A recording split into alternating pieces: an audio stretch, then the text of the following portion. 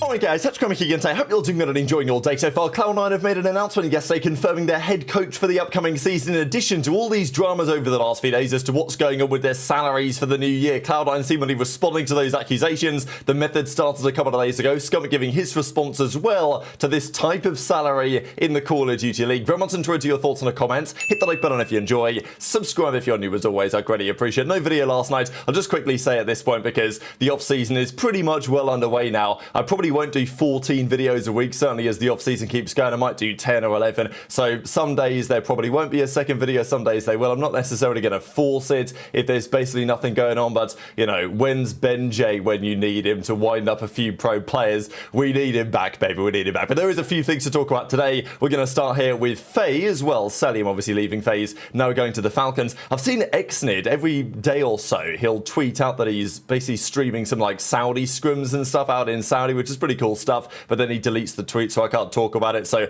I brought up this one instead. Now, Simp was also talking about, you guys were cooking me yesterday, and for good reason. I was thinking, like, some of those names on that map list look like zombies' names. I was going to say it, but I didn't say it, so I got cooked. Fair enough. Anyway, Simp is pretty excited for zombies in Black Ops 7.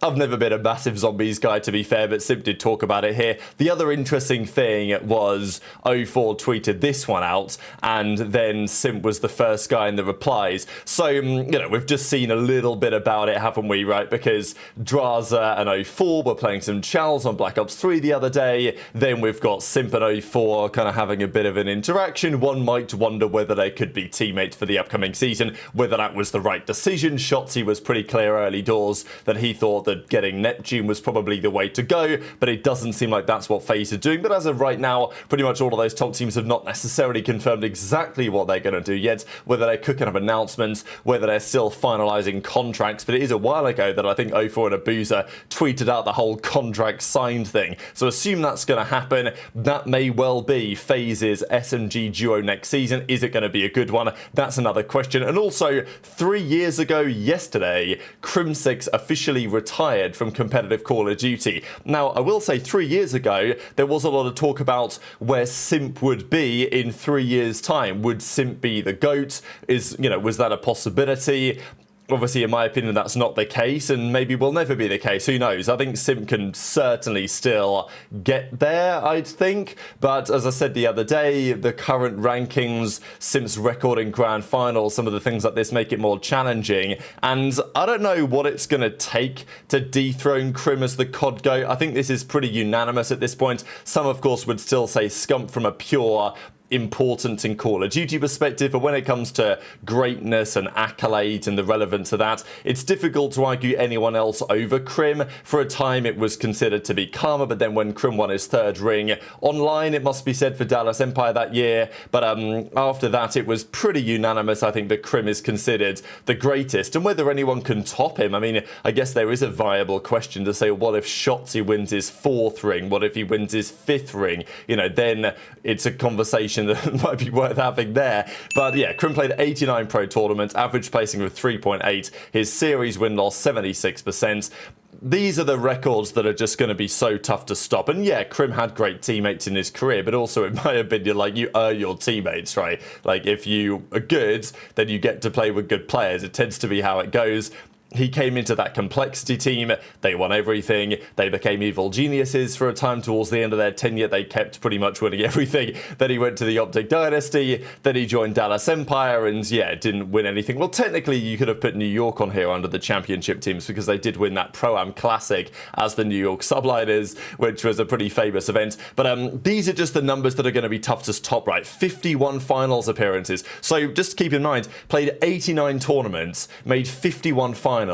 So it's a pretty damn nice record. And of those 51, won 38 of those championships, played 10 COD champs, won 3 of them. So yeah, it's tough to think what it will take to beat Krim. Of course, times change, right? There's different eras now. Krim definitely competing in a different time to what we have today. In Advanced Warfare, there were 14 events that OpTic went and played. Nowadays, we get 14 events in 2.5 seasons. So, you know, it's obviously a different time.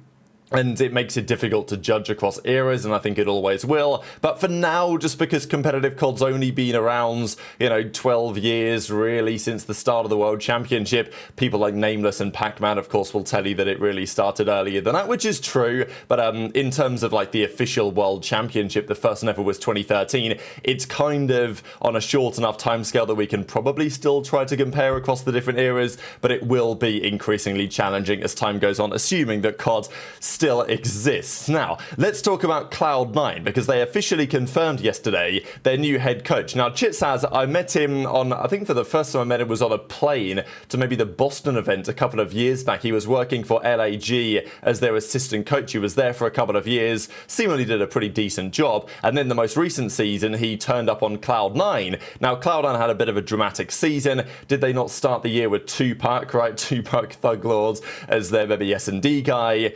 Then, well, he was on FaZe, wasn't he? And then they got rid of him. He went to Cloud9, and then I think he was gone at some point during the season. So Cloud9, it does feel like they're cutting back in terms of budgets. Now, to call them a poverty org like Paris Legion were might be a step too far, but of course there have been some indications of that over the past few days. And last year their team probably should have been better than it was. They built around Sib. I mean, Kremp's clearly a talented player. They had a Tatch obviously there as well. Obviously, Mac arrived at the end of the season. Gwyn came along as well. So, they had a few things going on, and frankly, they should have done better than they probably did. But this season, we think they might be taking a slightly different approach. We have currently 0 rumors as to what that roster itself is going to be. When Kremp tweeted out that he'd re-signed a contract, I think some thought, including myself, maybe it was to re-sign as Cloud9's central piece. But seemingly no, we think he's going to G2 alongside Estriel, and we'll see if the rest of that rumoured team comes together in due course as well. Gwyn was rumoured, Skies was rumoured, some of these other names. But it is understood that some of these organisations, they are basically picking a coach first and then using that to figure out what they do with their roster from there. There's a big rumour around Surge that they were looking at a few different head coach options, and whoever they eventually choose, or maybe more precisely to put it, whoever accepts their terms, then will basically get to choose what their team they want it to be. And maybe that'll be the same thing here for Arian, who's taken over the job as head coach of the Cloud9 guys. So really happy for him. I hope it works out. As he says, dreams to reality, grateful for the opportunity, ready for the future Cloud emoji. So I guess we will see what he cooks up, whether he's the head coach or whether there's somebody else that's going to make the roster decisions, whether he's effectively given the budget to be like, okay, let me make these decisions myself. We shall see. But of course, there might not be an awful lot of budget allowable based on some of the rumours over the last few days. If you guys are unfamiliar with this, a couple of days ago, Methods came out and he said that Cloud9's budget was $30,000 a player. And as I said yesterday, while Zinni may have made this up, there is definitely some truth to what Zinni is saying here, even if it's not Cloud9 somewhere else. It is a thing that these teams, given the minimum salary no longer exists in the league, some of the teams are thinking about, could we get away with maybe lowering it further than that, given that we have the leverage in the situation, as it's not really a franchise league anymore, but within reason, what are you going to do if you're a pro player? Or if you're an aspiring pro player, not take the bag, right? It's obviously not much of a bag, and that's what Scump gets into here, is he's like, damn, 30k a month? Wow, these guys are getting paid crazy, right? Because back in the day, 30k was not a salary that people often saw. It really took until the franchise era, the first year of the league, where people started, like decent players, but maybe not spectacular, absolute superstar level players were getting paid 20k a month to play for these organizations, because, well, pretty much 300k a year was the maximum allowable salary. It's funny how things have changed, because in the first year of the league, there was a salary cap of basically $1.5 million.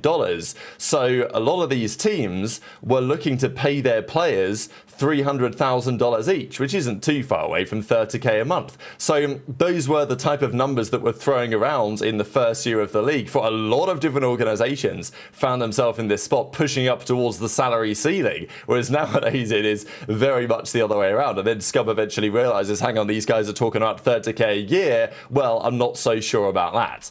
C9 is going to be really, really broke. $30,000 salaries? Who's getting $30,000? They're getting $30,000 a month right now? Damn! Again, we crawled so they could run. I used to get paid like $12.50 10 years ago. $12.50, I think, was my salary back in the day. Now people are getting 30 racks a year, not a month. Okay, I was going to say, I thought you guys were saying 30K a month. I was like, damn. Wait, 30K a month? Isn't that under the minimum that they're allowed to pay the players? Did they drop the minimum again? Because it was what, 55,000?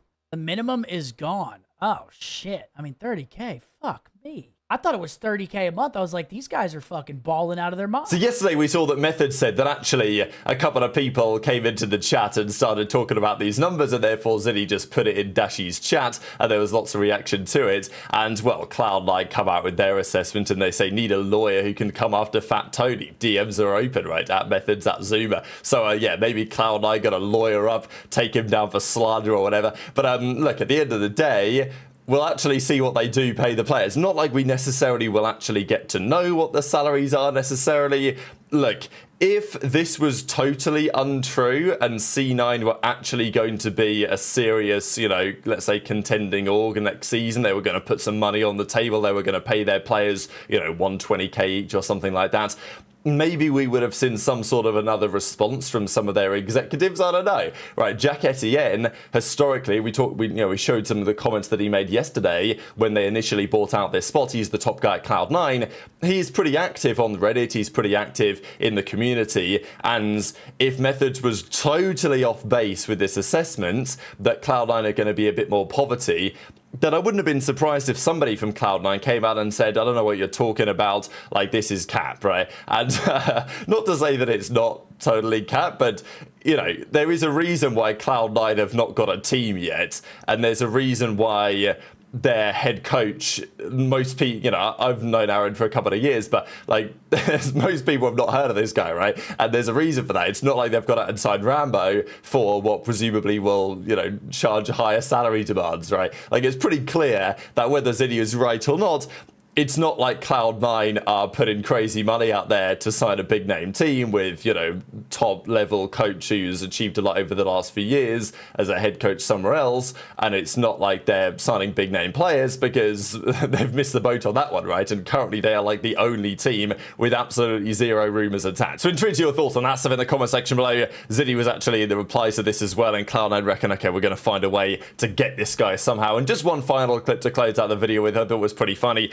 Scrap and many others were playing some high roller Cold War chals. So in the off season, things tend to go a couple of ways. People always start by playing Black Ops 3 as well. They should, of course. But when the chals keep going, then people start to go onto some other games. Cold War's a pretty popular one. There was this chal they played on Raid. I think it was, well, actually, I've got the clip right about here. Yeah, it was Craze with TJ, Scrap, and Dashy. And they were playing a Raid chal. They had a nice little 4v1 on round 11 of this game. As I say, I'll play the clip on the outro, and they find a way to throw it away. So very much interested to your thoughts on all of this stuff in the comments. Hit the like button if you enjoyed. Subscribe if you're new. Take care, and I'll see you next time. I'm hard challenging this.